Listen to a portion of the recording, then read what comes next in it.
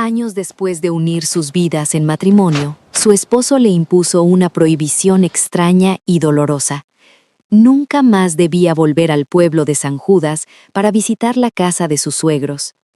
La excusa siempre fue la misma, una interminable remodelación que hacía el lugar peligroso e inhabitable. Elena, obediente y confiada, aceptó esa distancia impuesta durante casi una década. Sin embargo, el destino tiene formas crueles de revelar la verdad. Un día cualquiera, el silencio se rompió con una noticia devastadora que le llegó por azar. Doña Blanca, su suegra, había fallecido hacía ya un mes. Nadie le había avisado. Su esposo, Adrián, había guardado el luto en secreto, ocultando la muerte de su propia madre como si fuera un trámite burocrático más. Aprovechando que Adrián tuvo que salir de la ciudad por un supuesto viaje de negocios urgente, Elena tomó la decisión más difícil de su vida: viajar a escondidas al pueblo para ver con sus propios ojos la casa que doña Blanca había dejado atrás. El viaje fue largo y lleno de ansiedad, pero al llegar frente a la propiedad, el corazón le dio un vuelco. Con manos temblorosas, introdujo la llave que había encontrado escondida entre las cosas de su marido. Al abrir la puerta, Elena se quedó paralizada. El cuerpo le tembló violentamente, el aire se le quedó atrapado en el pecho y comprendió con un horror frío que le recorrió la espina dorsal que lo que había detrás de aquella puerta era mucho más oscuro de lo que jamás habría imaginado en sus peores pesadillas. Para entender el impacto de ese momento, hay que mirar atrás, a la vida que Elena creía tener. Nadie en su círculo cercano sospechaba que su historia perfecta era, en realidad, una jaula de cristal. Llevaba 8 años casada con Adrián. 8 años que, vistos desde fuera, parecían un modelo de estabilidad y dicha. Vivían en una residencia cómoda en las afueras, lejos del ruido. Adrián trabajaba como gerente regional en una importante empresa de logística, un puesto que le exigía viajar, pero que garantizaba un sueldo excelente. Elena, una mujer de carácter dulce y conservador, había decidido dedicarse por completo al hogar tras la boda. Su vida era lo que muchas envidiarían: facturas pagadas, una casa inmaculada y un matrimonio sin gritos ni escándalos. Sin embargo, detrás de esa fachada tranquila, había una espina clavada en el corazón de Elena, un único lugar que para ella seguía siendo un territorio vedado: la casa de doña Blanca en San Judé. En 8 años de matrimonio, Elena solo había visto a su suegra 3 veces. Recordaba a doña Blanca como una mujer de mirada suave y serena, alguien con quien deseaba construir un vínculo familiar real. Pero a partir del segundo año, esa puerta se cerró herméticamente. Cada vez que Elena proponía ir a San Judé, Adrián respondía con la misma dulzura ensayada: «La casa de mamá está en plena obra, cariño. Es peligroso, hay mucho polvo, y no es bueno para tu salud». Lo que comenzó como una preocupación lógica, con los años se transformó en una barrera impenetrable, una mentira que Elena, en su inocencia, jamás cuestionó hasta el día en que la muerte de doña Blanca destapó la primera grieta de una realidad aterradora. La primera vez, la explicación sonó razonable. Adrián le contó que la casa paterna, tras años de abandono, sufría de vigas podridas y cimientos débiles que debían reforzarse urgentemente. Como hijo único, decía sentirse completamente responsable de que su madre viviera sus últimos años en un hogar digno y seguro. Elena, conmovida por tener un marido tan atento y buen hijo, lo apoyó sin reservas. Sin embargo, lo que al principio parecía un acto de amor filial, pronto se transformó en una rutina sospechosa. El segundo año, Adrián empezó a añadir problemas nuevos. El terreno estaba inestable, los albañiles no cumplían los plazos o había que repetir parte de la obra. Refunfuñaba con un tono de fastidio tan convincente que hacía que Elena se sintiera culpable por insistir en visitar el lugar. El tercer, cuarto y quinto año, aquella remodelación se convirtió en un chiste amargo que solo ella escuchaba en silencio. Cada vez que llegaban las fiestas importantes, Elena preparaba con esmero regalos para doña Blanca, pero quien los llevaba siempre era Adrián, solo. Hacía provecho para vigilar a los obreros, le decía con dulzura. Además, el viaje es largo y allí hay mucho polvo. te haría daño. Con el tiempo, Elena dejó de preguntar, no porque no le importara, sino porque cada interrogante chocaba contra el mismo muro de excusas técnicas. Incluso las llamadas telefónicas cesaron. Adrián alegó que el celular de su madre se había dañado y que en el pueblo la señal era casi inexistente. Era como oler humo sin ver el fuego, una desconexión lenta y calculada. La sospecha latente explotó finalmente 3 meses antes de que la verdad saliera a la luz. Aquel día, la ciudad atravesaba una época de sequía severa. El aire estaba seco y las calles cubiertas de una capa fina de polvo gris.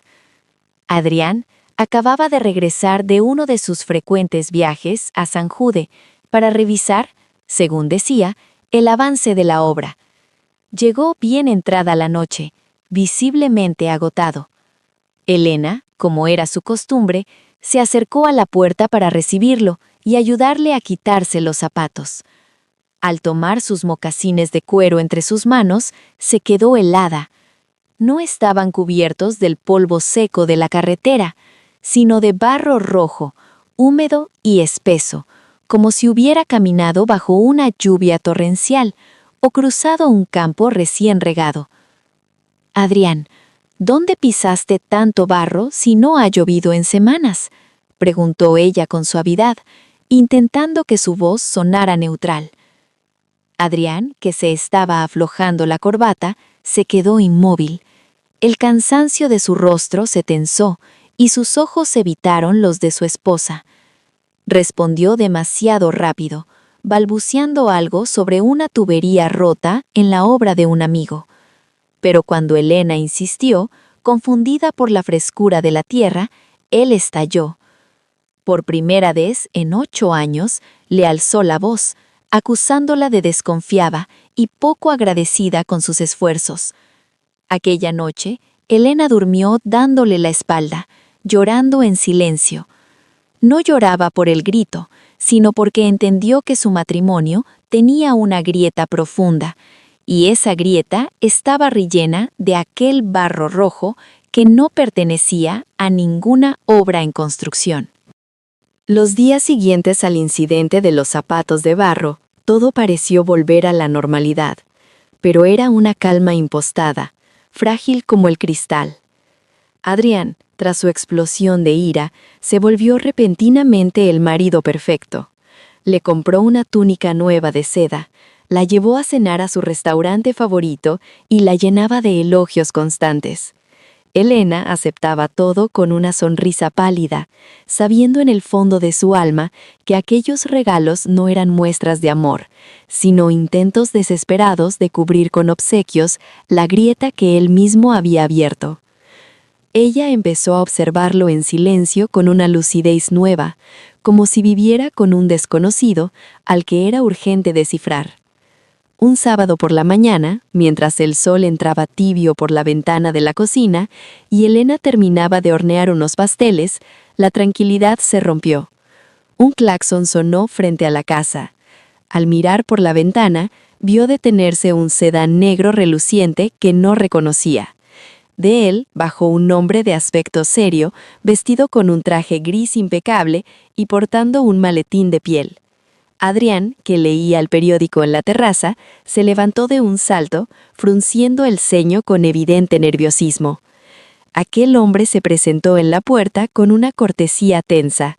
Era el licenciado Valdés, de un prestigioso bufete de abogados. Cuando pronunció el motivo de su visita, el aire en la sala se volvió pesado. Venía por un asunto urgente relacionado con doña Blanca. El corazón de Elena se encogió al instante. Que el nombre de su suegra apareciera en boca de un abogado desconocido no podía augurar nada bueno. Adrián palideció de inmediato. La máscara de seguridad que solía llevar se le cayó del rostro. El abogado, incómodo por la tensión, pidió hablar en privado, pero ya era tarde para secretos. Sentados en el salón, con las manos de Elena temblando sobre su regazo, el licenciado Valdés soltó la bomba que destruiría los últimos cimientos de su confianza. Lamento informarles que, según las instrucciones dejadas por su madre, debía contactar con usted exactamente 30 días después de su fallecimiento para la lectura del testamento. Elena sintió un zumbido ensordecedor en los oídos. ¿30 días?, repitió en un susurro incrédulo. Su suegra, la mujer a la que le habían prohibido ver, había muerto hacía un mes y ella no sabía nada. No había estado en el entierro, ni en el velatorio, ni siquiera había podido encender una vela en su memoria. Adrián se cubrió el rostro con las manos y comenzó a sollozar de una manera que a Elena le pareció teatral y exagerada. Cuando ella le exigió una explicación con la mirada, él recurrió a la misma excusa de siempre. «No quería que sufrieras, mi amor. La casa estaba hecha un desastre por las obras. Me daba vergüenza que la vieras así en un momento tan triste». Otra vez la reforma interminable. El abogado, ajeno al drama matrimonial, sacó del maletín un sobre grueso y un juego de llaves antiguas. «Estas son las llaves de la propiedad en St. Jude. Ahora le pertenecen», dijo dejándolas sobre la mesa. Elena se quedó mirando el metal frío. Aquellas llaves no eran solo el acceso a una herencia, eran la herramienta que necesitaba para abrir la caja de Pandora de todas las mentiras de su marido. Los 4 días siguientes a la visita del abogado fueron los más largos y silenciosos que esa casa había presenciado. Adrián, tras su explosión dramática, ahora se comportaba como un viudo desconsolado, mirando la televisión apagada y suspirando por los rincones. Sin embargo, Elena, que ya había despertado de su letargo, notaba que en sus ojos no había dolor real, sino miedo, el pánico de un hombre que siente que su castillo de naipes empieza a temblar. Ella seguía cumpliendo con sus tareas domésticas con una eficiencia mecánica, preparándole el café y lavando su ropa, pero su mente estaba en otra parte, calculando cada movimiento. La oportunidad llegó al 5.º día, durante el desayuno. Adrián carraspeó, y evitando su mirada, anunció que había surgido un proyecto urgente en otra región y que debía ausentarse por una semana. Era una coincidencia demasiado perfecta. Justo cuando la herencia aparecía, él necesitaba huir. Elena asintió con frialdad, diciéndole que se marchara tranquilo. Lo vio hacer la maleta con una energía que no encajaba con el luto, tarareando bajito mientras doblaba sus camisas. Esa noche, él durmió profundamente, confiado en su mentira, pero ella permaneció despierta, escuchando su respiración acompasada junto a ella, sintiendo cómo el amor se convertía en una determinación fría y dura. Apenas el coche de Adrián desapareció por la carretera al amanecer, Elena se puso en pie. No perdió ni un segundo. Su objetivo era el despacho de su marido, un territorio que siempre había estado cerrado con llave bajo la excusa de proteger documentos confidenciales de la empresa. Sabía que Adrián era un hombre ordenado, pero también vanidoso y confiado. Jamás pensaría que su esposa sumisa se atrevería a desobedecerlo. Elena buscó en el lugar más obvio, el colgador de llaves junto a la entrada, donde reposaban las copias de seguridad. Allí estaba, la pequeña llave plateada del despacho. Al entrar en la habitación, el olor a cuero y perfume caro la recibió. Fue directa al escritorio de caoba. El cajón principal se abrió suavemente, revelando su contenido. Lo primero que vio fue el llavero antiguo de la casa de St. Jude, aquel que el abogado había dejado días atrás y que Adrián había confiscado de inmediato. Elena lo tomó, sintiendo su peso frío en la mano. Debajo de las llaves encontró un archivador azul etiquetado con la letra pulcra de su marido, Reforma Casa Madre. Al abrirlo, el corazón le golpeó el pecho. No había planos de arquitectos ni presupuestos de ingeniería. Solo había decenas, quizás cientos de recibos de materiales de construcción comprados en la ciudad. Todos con fechas perfectas, distribuidas simétricamente al final de cada mes durante 7 años. Era una contabilidad demasiado limpia para ser real. Pero lo más inquietante fue una pequeña nota manuscrita escondida entre las facturas, escrita con una letra inclinada y nerviosa que no era la de Adrián. Decía simplemente: «Se le acabó la medicina otra vez, la necesita urgente». Elena apretó el papel. ¿Qué medicina? ¿Quién era ella? ¿Y quién había escrito aquello? Guardó las pruebas y las llaves en su bolso. Ya no necesitaba más preguntas, necesitaba ver la respuesta con sus propios ojos. Una hora después, Elena estaba sentada en un autobús rumbo a St. Jude, dejando atrás su vida de obediencia para siempre. El viaje en autobús duró 5 horas, tiempo suficiente para que la ansiedad se convirtiera en una fría determinación. Al bajar en St. Jude, Elena esperaba encontrar un pueblo polvoriento y caminos intransitables, tal como Adrián siempre lo describía. Sin embargo, se encontró con calles adoquinadas, limpias y llenas de vida. Siguiendo las indicaciones de una vendedora local, llegó al callejón donde se ubicaba la propiedad. Al final del camino, sus pies se clavaron en el suelo. La casa no era una ruina rodeada de escombros, era una mansión moderna de paredes color marfil impecables, con grandes ventanales y un jardín que parecía sacado de una revista, lleno de rosales y jazmines en flor. 7 años de historia sobre techos caídos y estructuras peligrosas se desmoronaron ante sus ojos. Adrián no ocultaba una ruina por vergüenza, ocultaba un palacio por codicia. Mientras Elena contemplaba atónita la fachada, una voz la sobresaltó desde el seto de al lado. Era doña Clara, la vecina de toda la vida, quien la miraba con una mezcla de curiosidad y lástima. Cuando Elena se presentó como la esposa de Adrián, la anciana casi deja caer sus tijeras de podar. «¡Dios mío!», exclamó doña Clara llevándose las manos a la boca. «Todos aquí pensábamos que estabas muy grave, postrada en una cama en la ciudad. Adrián nos dijo que tenías una enfermedad contagiosa y mental, que por eso nunca venías y que doña Blanca no podía visitarte». Elena sintió que el mundo giraba. Adrián había aislado a su madre construyendo una jaula de mentiras, usando la supuesta enfermedad de su esposa como el candado perfecto. Con el corazón roto por la crueldad de la mentira, Elena usó la llave maestra y empujó la puerta principal. El interior la recibió con una corriente de aire acondicionado gélido y un olor dulzón a ambientador caro que intentaba ocultar algo más rancio. El salón era lujoso, con muebles de diseño y una enorme televisión, pero lo que heló la sangre de Elena fue la pared principal. Allí, en lugar de fotos familiares antiguas, había decenas de retratos recientes. Adrián sonriendo en la playa, Adrián esquiando, y lo peor de todo, Adrián abrazando a una mujer joven y hermosa y sosteniendo a un niño que tenía sus mismos ojos. Era una familia paralela, feliz y radiante, viviendo en la casa que supuestamente estaba en obras. Lucía y Mateo, esos eran los nombres escritos al pie de las fotos. Elena caminó como un espectro hacia el pasillo del fondo, donde una puerta permanecía cerrada con un candado exterior. Al abrirla, el olor a enfermedad y abandono la golpeó. Era el cuarto de doña Blanca. No había lujos allí, solo una cama clínica desnuda, un tanque de oxígeno vacío y frascos de medicinas baratos por el suelo. Revolviendo entre los cajones de la mesita de noche, encontró un cuaderno escolar oculto bajo unos pañales.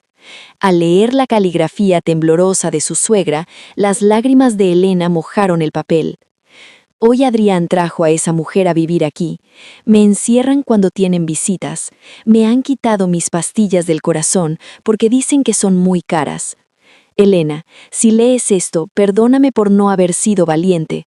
Él ya no es mi hijo, es un monstruo. Por favor, haz justicia.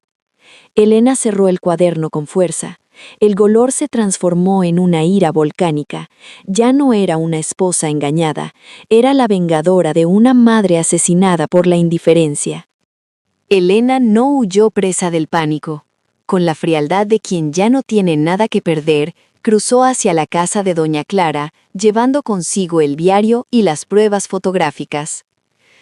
Desde allí, contactó al licenciado Valdés, quien, horrorizado por la magnitud del engaño, movilizó a las autoridades locales esa misma tarde. La policía rodeó la mansión discretamente, esperando el regreso del dueño.